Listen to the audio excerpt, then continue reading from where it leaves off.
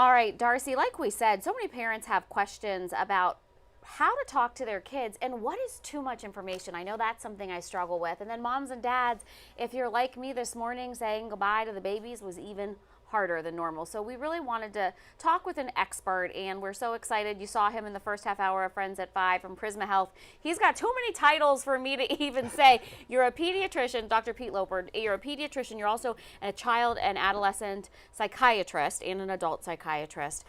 So he is extremely qualified. And my first question, you said it's very important to limit the information that might not be in our nature. Tell me why that's so important. Yeah, so, one of the things that has occurred to me is that when we're thinking about the events that occurred in Texas, we really have to embed them in the context of some recent events that have occurred here in our community that have been very traumatizing.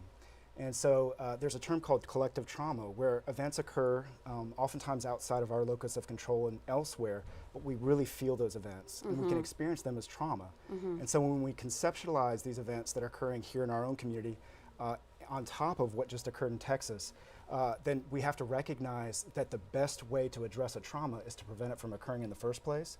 And very often the most efficient way to do that when we're talking about collective trauma and events that are occurring elsewhere is really limit our kids' access to the news cycle.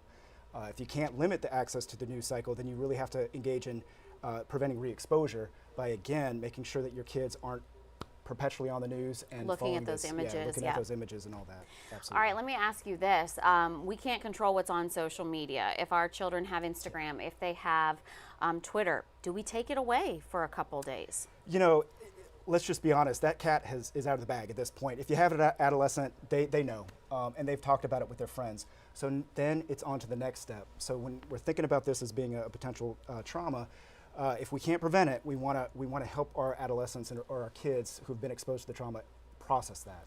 And so it's very important, if you have an adolescent, just go ahead and start the conversation. Sit down with them, ask them what they know, and create a safe space for them to ask meaningful questions to help support them in processing the trauma. All right, if our child of any age says to us, I'm scared, Mom, am I safe at school? Should I go to school tomorrow? What do we tell them? That's a really great question. And it's coming from a parent. I know you're a parent, I'm a parent as well, and we have that insecurity. And that's a manifestation of the trauma. The trauma creates this sense of insecurity and almost this sense of hypervigilance or anxiety. And we have to acknowledge that. That's a normal human experience in the context of tragic events. And in the context of the awful experiences that have occurred in Texas and more recently also recently in our community. So the best thing to do is be honest. And the honest answer is, regardless of how awful that event in Texas was, it's very rare. And regardless of how awful the events that occurred here in our community are, they're very rare. So the best way to answer that question is yes, you will be safe, and we have taken extra precautions to make sure that you're safe. The school has taken extra precautions to make sure that you're safe and provide that reassurance because it's real and it's honest. All right, now let's talk about parents, because you are a psychiatrist for adults as well. Like, I know this morning I had a lump in my throat, and that's just the truth. Like, I could get emotional just thinking about it, drop and be off at school. I know so many parents in the Midlands are feeling that. How do you deal with your own? I mean, you're a dad. How do you send the babies to school on a day like today? It's so ironic. I had the same lump. Yeah. So it is very, very difficult.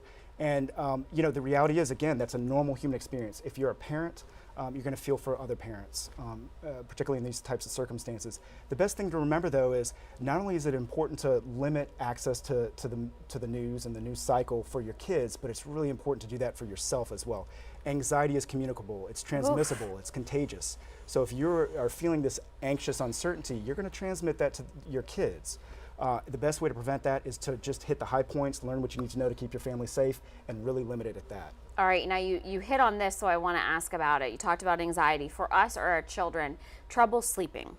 And if you are going to bed and all those negative thoughts are running through your head, whether it's yourself or your child, what do you recommend for that? Yeah, so there's a couple different things. So the first thing about the trouble sleeping, if there's this perseverating on the thoughts, one of the best things to do is create a normal sleep routine.